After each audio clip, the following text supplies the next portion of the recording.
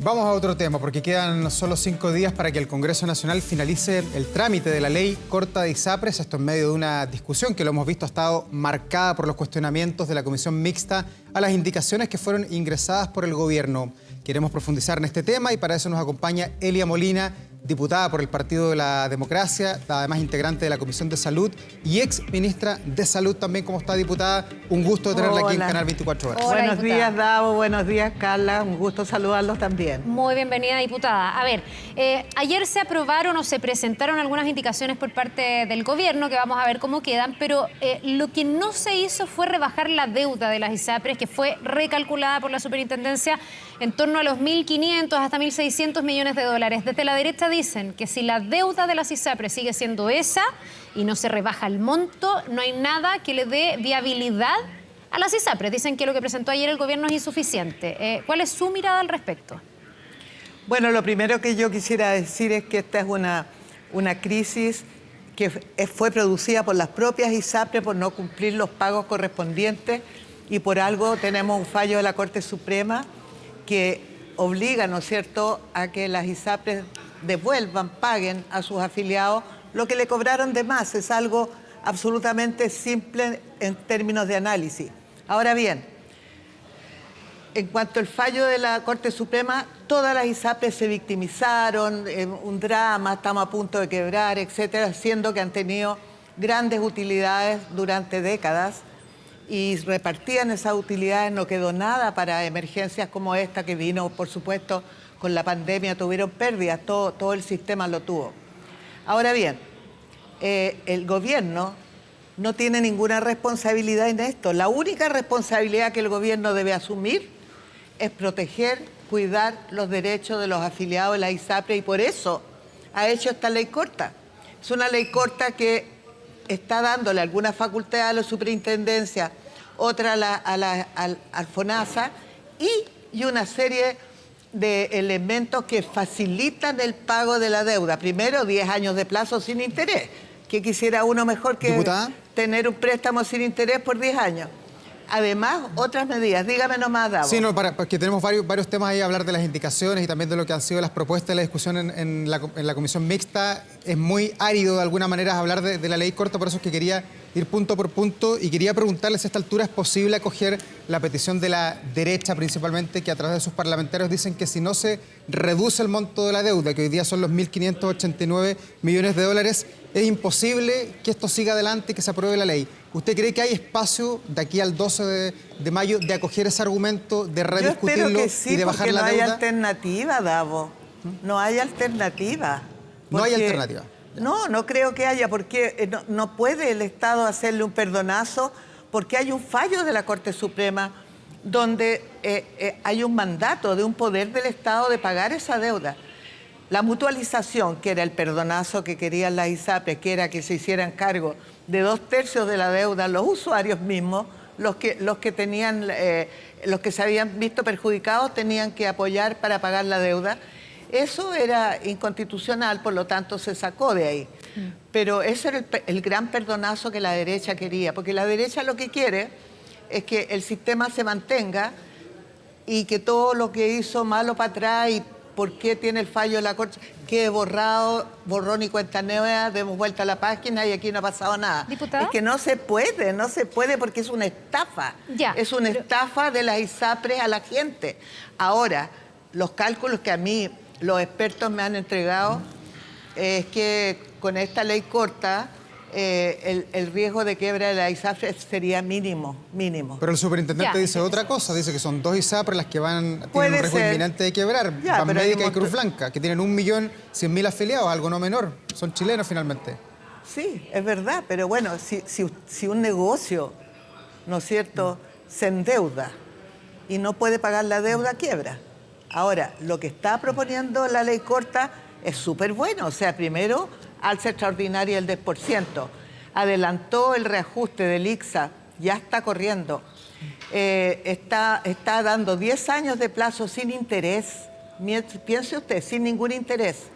Después de eso también hay una serie de elementos, el 7% obligatorio que hace que suban inmediatamente los ingresos de las ISAPRES. Entonces hay una serie de elementos que deberían hacer. También se genera una propuesta de un sistema de pago a las clínicas privadas en base a diagnósticos solucionados, que son los GRD, pero es una nueva forma de pago que es más barata y que genera menos gastos para la ISAPRE. Y la ISAPRE también tendrá que reducir sus costos de administración. ¿Diputada? Son altísimos. Entendiendo cuál es el origen de todo esto y siendo las ISAPRES las primeras responsables probablemente de haber llegado a este punto y entendiendo que ha sido una injusticia para las personas tener que pagar más de lo que debían pagar en su momento, uno igual se sigue preguntando si nuevamente pueden pagar los pacientes, los usuarios esta crisis que es como un pie forzado al que llegamos por esas razones, pero bueno, de aquí en adelante no hacer pagar doblemente a las personas. Y en ese sentido le quiero preguntar si estas indicaciones se acogen, se aprueban y sale esta ley como está hoy día propuesta y como el Ejecutivo la ha impulsado, ¿se puede dar garantías de que las ISAPRES no van a quebrar y por ende, como no van a quebrar, se va a seguir viabilizando el sistema de salud? Porque aquí usted y yo tendremos ya, porque lo hemos escuchado de miles de expertos, cierta convicción de que ambas cosas están muy concatenadas. O sea, si quiebran la ISAPRE, eso va a rebotar en el sistema de salud pública. Lógico. Hoy día, usted como parlamentaria, hoy día el gobierno con este proyecto de ley pueden dar certezas a los pacientes de las ISAPRES y del sistema público que con esto las ISAPRES no van a quebrar. Bueno, la certeza de que todas las ISAPRE no van a quebrar se puede dar. Que alguna ISAPRE pudiera quebrar, eso es a veces inevitable. Ahora, lo que está claro en la ley es que aquellos usuarios, aquellos afiliados que pudiera quebrar su ISAPRE van a poder seguir teniendo sus derechos cubiertos por FONASA, pero no que pasen directamente a FONASA, sino que va a haber una metodología que les permita seguir siendo usuarios de los mismos derechos que tenían en su contrato con la ISAPRE. Por lo tanto, la idea justamente de esta ley es que ninguna persona afiliada quede volando sin sus derechos cubiertos. Es que me interesa mucho este punto porque tiene mucho que ver con la óptica del paciente, ¿no? De dónde se atiende a la gente y de que busca una salud que sea atingente, correcta, oportuna, etcétera. Yo no sé, pero usted dice, bueno, si hay dos ISAPRES que colapsan, bueno, esto es un negocio y cuando un negocio no puede pagar sus responsabilidades, quiebra. Pero aquí el problema es que se llevaría más de 1 millón de afiliados con estas dos ISAPRES que dicen que eventualmente podrían quebrar. Y uno dice, ¿habrá capacidad para absorber? Porque otras ISAPRES no van a absorber esas carteras. ¿Habrá capacidad de absorber en el sistema público a esas personas? ¿O no? No, estas personas no van a ser absorbidas por el sistema público. Se van a seguir atendiendo en los mismos sistemas, con los mismos doctores, en las mismas clínicas, donde se atendían de acuerdo a su contrato y a sus derechos. Eso es lo que el Estado quiere asegurarle a las personas, que no van a quedar volando, que van a tener un seguro. Diputada, disculpe, para entenderlo bien, ¿eso significa entonces que también se garantizaría que las clínicas, por ejemplo, sigan funcionando? Porque aquí también las clínicas han advertido un efecto dominó. Y ya lo hemos visto con ISAPRES que hoy día tienen problemas, que a los pacientes les cobran anticipadamente para que después reembolsen, reembolsos que se demoran la vida. Entonces uno dice, ¿no será que si cae una, dos ISAPRES puede venir un efecto dominó, que caigan clínicas? Y hay clínicas que atienden a gran parte de la población de FONASA también. Eso no va a pasar. Por eso le digo, el 55% de los pacientes en las clínicas privadas son FONASA. Sí, pues. Por lo tanto, ahí hay un 55% de seguridad de pago. Ahora, no creo que quede 1 millón de personas porque quebren dos ISAPRES, porque en total son 2 millones y un poco más nomás las personas en las ISAPRES porque se han trasladado. ¿Ah? 2.700.000 más o menos. Exacto. Entonces, porque antes eran 3,5 millones, pero se han ido ya a FONASA un montón de gente.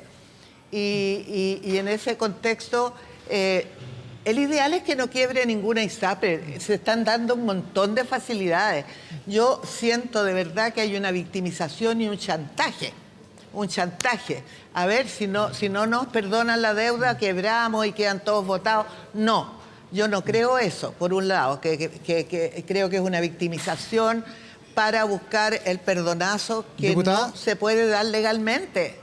Sí, usted dice que si quiebran las ISAPRES, usted dice que no, pero el superintendente te dice que sí, que es probable que caigan en insolvencia al menos 2 ISAPRES que tienen más de 1 millón de afiliados. Usted dice que no van a llegar a otras ISAPREs, pero lo cierto es que en la práctica... Si tenemos 2.700.000 afiliados, del montón de ISAPRES que hay, no creo que quede 1 millón, pero bueno, eso habría que pero ver. es la cartera de estas dos ISAPRES que señala la Banmédica superintendencia. con Cruz Blanca tienen 1.100.000 afiliados que si quiebran, Por eso se van a ir a hablamos algún que es lado. así. Usted, como diputada de la República, dice que probablemente ellos van a seguir atendiéndose en clínicas y que no se van a FONASA. Porque se les va a Pero dar un seguro déjeme terminar, complementario. diputada, para que le plantee la pregunta, porque uno ve en la realidad que hay adultos mayores, que hay personas que tienen algún tipo de prevalencia que no van a poder irse al sistema privado y que indefectiblemente van a llegar a FONASA. Mi pregunta es, ¿el gobierno preparó bien el fortalecimiento del sistema público? Porque cuando el fallo de la tercera sala se produce en noviembre del 2022, usted dice, bueno, las ISAPRES debieron prepararse. ¿FONASA se preparó también para absorber a esa gente que eventualmente iba a llegar o el sistema sigue tal cual? Es que lleguen a FONASA no significa que se atiendan, porque una cosa es dónde está tu seguro, dónde está tu seguro que tú contratas, que tú tienes con tu 7% más un seguro complementario. No, esas personas no van a atenderse al consultorio. Si quieren lo pueden hacer, pero siguen usando el sistema privado, porque una cosa es que el seguro sea público, otra cosa es que los proveedores de servicio también sean públicos. No es así. No es así. Pero no todos tienen seguro, diputada. Algunos tienen solamente la ISAPRE, la afiliación. Hay gente que tiene además seguro privado, sí, pero no es el grueso. Es muy raro, tiene que tener un sueldo muy alto una persona para que con su 7% ya, bueno, tenga derecho a un buen plan, porque es casi imposible. Casi todos hacen copagos, sobre todo cuando según el número de miembros de la familia y todo eso. Mire, lo que yo le quiero decir es lo siguiente. Esta es una crisis grande, esta es una crisis que nunca hubiéramos querido, pero no es algo producido por el gobierno, esto es de antes de este gobierno.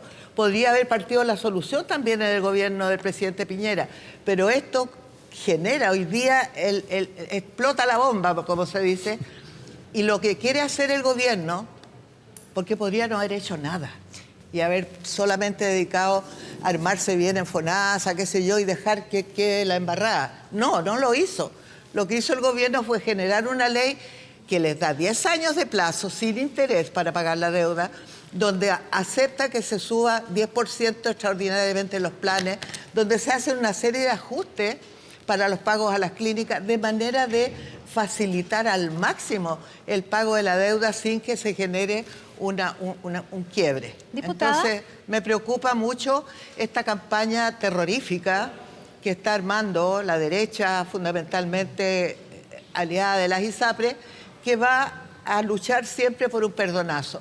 Pero no puede hacer eso el gobierno. Diputada, en términos prácticos, si se rechazan estas indicaciones, ¿qué pasa? Porque estoy leyendo aquí algunas declaraciones del presidente de la UDI que dice que lo que hacen estas indicaciones es prolongar la agonía del sector privado. Le transmitimos, dice él... Es el presidente de la UDI. Es que déjeme acuñarlo para que usted reaccione. Porque dice, le transmitimos al Ejecutivo que no están nuestros votos disponibles hoy día para prolongar esa agonía.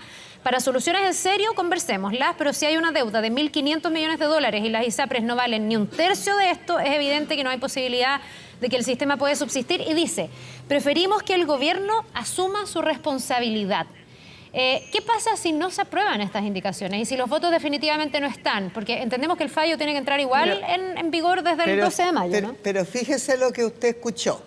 O sea, la deuda es muy alta. Si el gobierno, poco menos, no perdona esa deuda y nosotros no vamos a dar los votos a la ley corta porque es agonía, no es muerte, es agonía.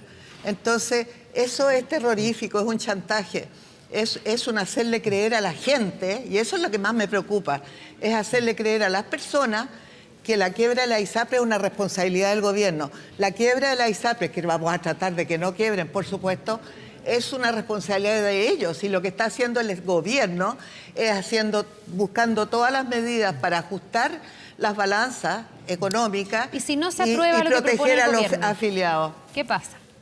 Bueno, ahí yo creo que habría que buscar un plan B en términos de hacer todas las alianzas público-privadas suficientes como para que los pacientes se puedan seguir sus tratamientos. Eso es un compromiso del Estado, del gobierno, de que cualquier paciente que esté en tratamiento y le suspendieran su plan o pasara cualquier cosa con la ISAPRE, van a seguir haciendo su tratamiento en el mismo lugar, con el mismo doctor, con la misma clínica. Y eso yo creo que ¿Diputada? es una tranquilidad para los pacientes. ¿Y cuánto del problema de fondo que ha habido en la discusión se da por lo que se llaman las dos almas del gobierno, que es algo que ratifica esta mañana en una entrevista el exministro de Salud, Santelices, colega suyo además, que dice el problema de fondo aquí son las dos almas porque hay gente del oficialismo que intrínsecamente quiere, y así lo decía el plan de gobierno, quiere que las ISAPRE desaparezcan y que se vaya el país a un sistema público de salud, que es lo que decía además la primera propuesta constitucional. ¿Usted cree que el problema de fondo ha estado radicado allí y por eso no hemos avanzado y por eso estamos tan encima con los plazos? Yo creo que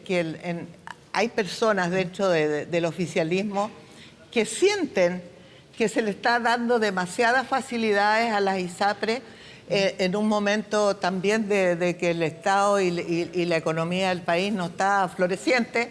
Está bien, pero no está floreciente. Entonces, hay quienes están, pero yo creo que a la hora de la votación vamos a estar de acuerdo, porque esta ley debe aprobarse. Esta ley debe aprobarse por el bien de las personas. Esto no es una ley que favorece al gobierno, al contrario. El gobierno ha tenido que estar un año trabajando para ver cómo genera una política Pero el gobierno y una llegó tarde ley. también, diputada, con esto, pensando además en el fallo que recordemos fue en Como que noviembre llegó del tarde, 2022. lleva más de un año trabajando Pero en la esto. primera propuesta del gobierno, y recordaremos que esto se pidió un plazo, una prórroga a la Corte Suprema, la primera vez que el Bueno. gobierno se pronunció con su proyecto fue luego de 5 meses de que había salido el fallo de la Corte Suprema. Bueno, de ahí pero nace pi- todo este retardo. pero ¿Hay un mea piens- culpa allí o no?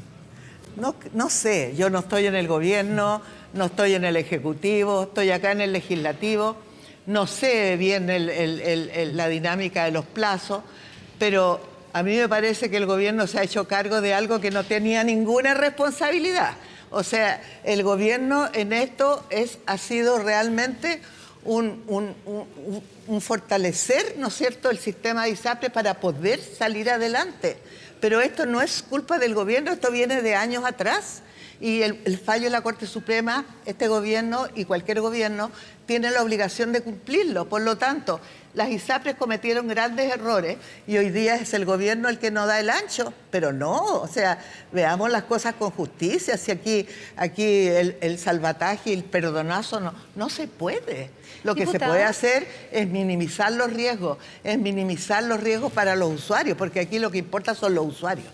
Ya, también es interesante mirarlo desde la óptica contraria, ya que Davor establecía esto de las dos almas, que lo decía Emilio Santelices en una entrevista, porque también uno se pregunta si es que uno recoge lo que usted dice, que es que se le están dando muchas facilidades a las ISAPRES, que las ISAPRES van a tener mucho tiempo para pagar, que lo van a poder hacer sin intereses y que con esto se busca viabilizar el sistema. Bueno, alguien que votó por este gobierno podría decir, bueno, entonces esta es la renuncia definitiva a la idea inicial del gobierno y a la promesa del programa de gobierno que decía que las ISAPRES se iban a transformar en otra cosa, que iban a ser aseguradoras de segundo piso y que íbamos a tener un sistema único de salud. ¿Ya se renuncia definitivamente a la idea del sistema No. único de salud en este gobierno o hay alguna viabilidad de que Bueno, eso ocurra? es probable que en este gobierno, quedan 2 años de gobierno, es imposible, por decirlo menos, hacer una reforma profunda del sistema. Yo creo que las ISAPRE han dado señales claras de que no tienen un sistema administrativo, un sistema de negocio que sea capaz de mantener a flote siempre. Siempre tuvieron utilidades. A la primera crisis quedó la embarrada. Entonces, perdón, yo creo que incluso la gente de oposición acá piensa que las ISAPRE hay que reformar el sistema. Ahora, las ISAPRE pueden transformarse en seguros complementarios, pueden ser seguros, pero no necesariamente ser parte del tema del social, del tema... De la protección social, digamos. Claro, porque resulta de que son con fines de lucro y utilizan el 7%, que es un impuesto obligatorio, y más el plus que cobran para entonces lucrar con la salud, que a la vez es un derecho, y el derecho a la salud es irrenunciable, por lo tanto es muy complejo. Yo creo que el Estado, como Estado garante de los derechos, tiene la obligación de poder tener un seguro, o sea, un fondo universal, porque esa es la idea, que el 7% ¿Diputada? vaya todo a un fondo universal y que el que quiera tener seguros complementarios los tenga. Si quiere ir a la clínica Mayo a atenderse, puede hacerlo si quiere, pero que que haya un fondo que asegure, ¿no es cierto?, que no estemos, la seguridad de la gente y la salud de las personas no estén en manos, ¿no es cierto?, de si hay lucro o no hay lucro, si hay deuda o no hay deuda. Este es un tema del área privada, donde hoy día el Estado se está haciendo cargo porque las personas lo merecen y lo necesitan. Pero esto no es una responsabilidad del gobierno, este es un mal manejo de las ISAPRES. Diputada, y como integrante de esta, a esta altura, difícil comisión que le ha costado llegar ahí a acuerdos que están medio empatados en No los votos. estoy yo en la comisión mixta, por si acaso. Sí, en la comisión, perdón, Comisión de Salud, que les ha tocado discutir esto y relevar obviamente los problemas. ¿Qué le parecieron a usted las indicaciones que presentó el gobierno en las últimas horas? Una tiene que ver con el 7%, la otra con la posibilidad de pagar en 10 años a las personas que se les adeuda, en 24 meses a los que tienen más de 80 años. ¿Le parece que van en la dirección correcta para Me parece, tener el salvataje de esto? Sí, lo de los tiempos fui yo misma la que planteé justamente que no podía ser 10 años parejo para todos, porque si una persona tiene 75 años, pensar en 10 años a lo mejor ni siquiera va a estar viva. Entonces, ojo, que en ese sentido hay que también tener variabilidad para ser justo. Y por otro lado, pero mire, el 98% de los adultos mayores ya están en FONASA, por lo tanto tampoco tienen muchos adultos mayores porque les sube tanto la prima, que se hace el descreme que se llama. Entonces, cuando tú cumples 65 años te suben tanto la prima porque tienes más riesgos, por supuesto, de enfermarte, y la jubilación, tú sabes que en Chile son bastante mediocres en términos, claro, comparado con lo que uno recibe en el sueldo activo, es que se trasladan a FONASA porque no pueden seguir en su ISAPRE. Es lo más injusto que hay. Durante toda tu vida pagaste en una ISAPRE tus derechos y cuando realmente más los necesitas, que es cuando las personas son mayores, ahí ya no puedes seguir pagando eso y te vas entonces al sistema público, donde entonces su 7% solidariamente se reparte y tú tienes derecho a tus atenciones. Pero a mí me parece que el sistema es injusto, que el sistema segrega, que el sistema hace pagar más a los que tienen riesgo, a los que tienen preexistencia, a los que están en edad reproductiva, a los que son mujeres. O sea, hay una serie de cosas que uno no puede entender que se tomen en cuenta en la salud. La salud es un derecho. Bien, pues vamos a quedar atentos a ver si salen o no estas indicaciones, si se despacha definitivamente esta ley de ISAPRE. Muchísimas gracias a la diputada Elia Molina por haber conversado hoy día con nosotros. Que le vaya bien. Muy gentil como siempre. Gracias, diputada. Buen día. Buena jornada. Chao.